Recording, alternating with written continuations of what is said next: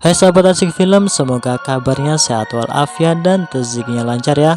Oke, pada video kali ini Mimin akan mengajak untuk berpetualang yang tentunya akan menghibur kegalauan kalian. Oke, Mimin akan menceritakan sebuah film yang sangat seru sekali. Dan tak lupa Mimin ingatkan untuk membuat kopi dan duduk senyaman mungkin agar hati dan pikiran terasa lebih nyaman. Oke, film ini berjudul The Giant Dragon. Dikisahkan seorang pria yang telah mengikuti peperangan sebagai prajurit tingkat bawah hingga diremehkan oleh para pejabat kerajaan. Namun akhirnya benar-benar epik dan di luar dugaan. Jadi tanpa lama-lama lagi, mari kita tonton. Di awal film kita dilihatkan dengan peperangan yang sangat mengerikan di sebuah perbatasan antara dua kerajaan, antara kerajaan Yin dan kerajaan Yao. Kerajaan Yin yang disebut sebagai kerajaan yang mewakili kegelapan, ingin menguasai dan menjajah seluruh daratan. Dan sedangkan kerajaan Yao ingin menjaga keseimbangan dan perdamaian. Kerajaan Yao dianugerahi seorang jenderal yang bernama Jianling, yang dianugerahi kekuatan naga biru yang dari dulu telah turun-temurun memilih keluarga Ling sebagai wadah dari naga tersebut. Saat Jenderal Jianling menerjang dan memasuki peperangan, kerajaan Yin dengan mudahnya dihabisi olehnya. Strategi perisai pun digunakan untuk mengeblok serangan panah yang diluncurkan oleh kerajaan Yin. Namun situasi sangatlah buruk saat ketika pasukan elit kerajaan Yin mulai ikut parti dalam peperangan. Dan salah satu di antara pasukan elit tersebut memanggil naga tanah yang buas dan tanpa waktu lama mengobrak-abrik pasukan negara Yao. Kemudian Jenderal Jianling mengeluarkan kekuatan naga birunya yang dari awal masih dipendam hingga naga tanah pun dapat dibabat habis oleh dirinya. Namun masalah belum selesai di situ karena masih ada pasukan elit lain yang memiliki kekuatan super cepat seperti ninja dan ada yang memiliki daya hancur yang sangat tinggi. Dengan ini konsentrasi Jenderal Jianling harus terpecah karena dia sontak harus membantu pasukannya yang kewalahan. Dan dengan liciknya situasi ini dimanfaatkan oleh pasukan elit musuh untuk menyerang Jenderal Jianling sehingga dia terkena gigitan salah satu naga tanah dan terluka parah. Kondisi sangatlah buruk. Jenderal Jianling dengan keadaan sekaratnya ditemui oleh pasukan tingkat bawah yang bernama Liu. Liu berusaha menolongnya. Dengan itulah Jianling tanpa pikir panjang langsung mentransfer inti kekuatan dari naga biru terhadap dirinya dan menyuruh dirinya untuk pergi ke ibu kota menemui adiknya yang bernama Jenderal Xuanling. Dengan perasaan bingung dan bimbang, Liu tanpa pikir panjang langsung berkuda dan menjauhi peperangan, bergegas ke ibu kota untuk menemui Jenderal Xuanling, adik dari Jianling. Di tempat lain di ibu kota ada seorang wanita bertubuh mungil yang sedang berlatih dengan anak buahnya.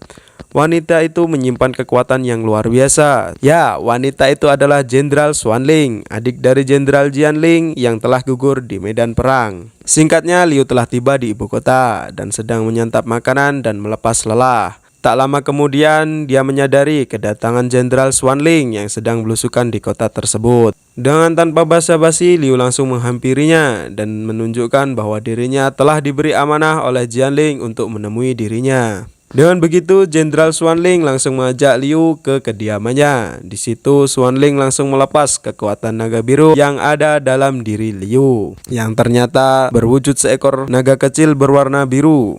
Xuanling langsung hormat karena dari dulu keluarga Ling sudah dipilih oleh naga biru. Liu hanya bisa bingung melihat hal tersebut. Namun dengan sendirinya naga biru tersebut masuk kembali ke dalam diri Liu. Kemudian Xuanling mengajak Liu pergi ke ruang bawah tanah. Di situ Liu menjelaskan bahwa naga biru berubah wujud menjadi kecil karena dalam keadaan terluka pada saat berperang bersama kakaknya dan masih dalam proses pemulihan. Xuanling lalu menunjukkan bahwa di ruangan tersebut terdapat batu sakti yang dipercaya dapat memanggil naga biru.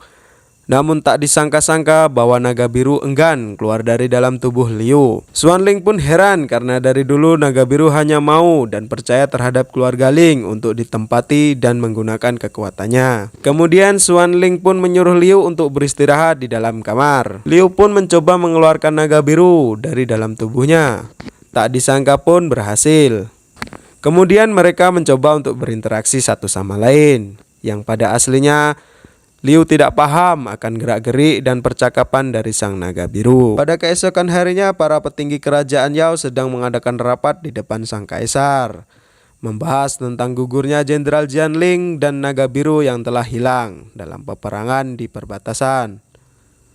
Dan salah satu dari menteri mengusulkan untuk menghindari konflik atau berdamai. Namun usulan itu pun ditolak oleh beberapa menteri lainnya. Di tengah-tengah perdebatan yang berlangsung, datanglah Jenderal Xuanling. Dia mengatakan bahwa kakaknya mungkin telah meninggal, namun naga biru tidak hilang dan telah memilih inang yang baru. Para menteri pun bertanya, siapakah yang telah dipilih oleh naga biru untuk menjadi inangnya? Xuanling menjawab, dia adalah bawahan kakakku, dia adalah prajurit perbatasan. Sontak pun para menteri mengejek. Menteri pun beranggapan bahwa naga biru hanya dapat dikontrol oleh keluarga Ling dan tidak mungkin dikuasai oleh prajurit kecil seperti Liu. Para menteri khawatir Liu akan mengacaukan semuanya. Namun Xuanling meyakinkan sang kaisar untuk tetap berperang melawan kerajaan Yao. Sang kaisar pun setuju dan menyuruh Xuanling berangkat ke perbatasan sekarang itu juga. Dengan tanpa basa-basi, Xuanling pun menemui Liu dan mengajak berangkat ke perbatasan pada saat itu juga.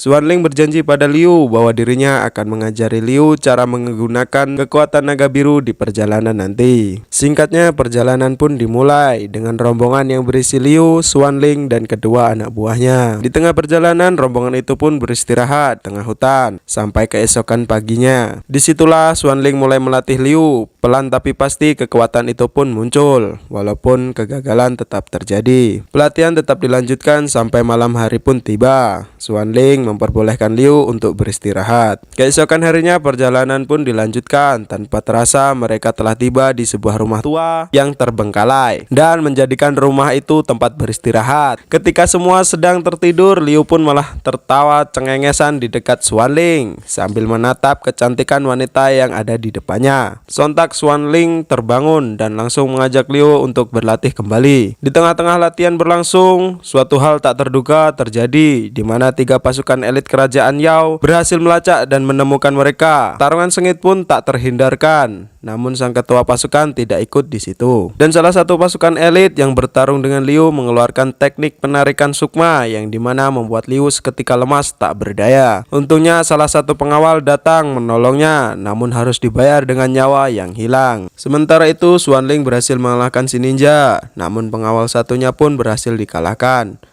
Melihat hal itu, Xuanling langsung menghabisi musuh dengan pedang naga biru ciri khas keluarga Ling. Sekarang tinggal Liu dan Xuanling yang tersisa. Tak lama dari itu, Liu pun pingsan dan setelah beberapa saat kemudian dia sadar dan panik ketika melihat semua kawan-kawannya sudah tergeletak tak bernyawa. Disitulah terjadi percekcokan antara Liu dan Xuanling, di mana Liu mengajak Xuanling untuk mundur saja karena dia pun tak yakin akan mengalahkan kerajaan Ying dalam kondisi belum matang menguasai kekuatan naga biru. Namun Xuanling pun marah karena dia beranggapan Liu telah menyia-nyiakan kesempatan yang diberikan kakaknya dan sekaligus tak menghargai pengorbanan teman-temannya yang telah berkorban nyawa untuk melindungi dirinya. Tak lama dari itu Xuanling tiba-tiba pingsan. Ternyata Xuanling terkena sayatan yang cukup dalam pada saat pertempuran tadi. Liu pun merawatnya hingga keesokan paginya pun tiba. Hari pun berlalu hingga malam pun tiba. Terlihat Xuanling dan Liu sudah membaik. Mereka pun berbicara dari hati ke hati. Di situ Xuanling sudah berhenti memaksa Liu untuk bertarung dan menguasai kekuatan naga biru. Mendengar itu Liu senang, akhirnya Xuanling mengerti. Namun Liu juga merasa sedih saat mengingat perjalanan mereka dan perjuangan mereka yang telah mereka lalui. Hingga singkat waktu pagi pun tiba. Liu pun tersadar bahwa Xuanling sudah tidak ada ketika ia bangun. Liu pun paham kemana perginya Xuanling, yang sudah pasti adik sang jenderal pasti pergi ke perbatasan di mana telah dikuasai oleh pasukan elit kerajaan Yin. Dan benar saja, Xuanling sudah sampai di perbatasan, langsung disambut oleh musuh-musuhnya. Namun dengan mudahnya Xuanling mengalahkan mereka semua, yang pada akhirnya ketua pasukan elit pun datang dan membuat pertarungan semakin sengit. Sang ketua mengeluarkan jurus bayangan, namun hebatnya itu belum cukup untuk membuat Xuanling bertekuk lutut di hadapan sang raja pasukan elit tersebut. Dengan terpaksa, sang ketua pun mengeluarkan jurus pamungkasnya dan merubah menjadi raksasa dengan daya hancur yang lebih kuat. Hingga akhirnya Xuanling terpojok dan Liu pun datang untuk membantu. Tapi dengan mudahnya mereka berdua dipentalkan. Xuan Ling yang lebih terlatih dari Liu segera bangkit dan menerjang kembali. Namun tanpa disadari, sang ketua mengelabui Xuan Ling dan merubah wujudnya menjadi kecil dan muncul di belakang Xuan Ling dan menusukkan pedangnya hingga tak tertolong lagi. Liu hanya bisa diam dan kaget melihat itu semua. Lalu dengan kejamnya sang ketua memanggil naga tanah dan melemparkan mayat Xuan Ling untuk dijadikan makanan oleh naga tanah tersebut. Disitulah kesabaran Liu mulai habis dan tanpa disadari ia mengamuk dan menggunakan kekuatan naga biru secara penuh hingga ia terbang ke langit dan membentuk rasi berbentuk bintang naga. Kemudian kembali lagi ke bumi dengan wujud full power naga biru dengan kekuatan yang sangat dahsyat, bahkan melebihi kekuatan Jenderal Jianling sebelumnya. Dengan ini naga tanah pun dapat dihabisi dengan mudah. Pertarungan dengan ketua elit pun sudah nampak berbanding jauh dan terlihat Liu sangat mendominasi. Merasa terpojok, sang ketua pun memanggil naga tanah dengan kekuatan penuh dan bergabung menjadi sosok monster yang sangat mengerikan. Dan pertarungan menegangkan pun tak terhindar lagi, yang pada akhirnya karena Liu sudah terlalu kuat dan dapat mengalahkannya walau musuh dengan susah payah. Dengan ini sudah dipastikan perang kerajaan dimenangkan oleh kerajaan Yao, dan pastinya tetap berjaya dan kedamaian tetap abadi selamanya. Liu pun menggendong Xuan Ling untuk dibawa kembali ke kota, dan film pun berakhir.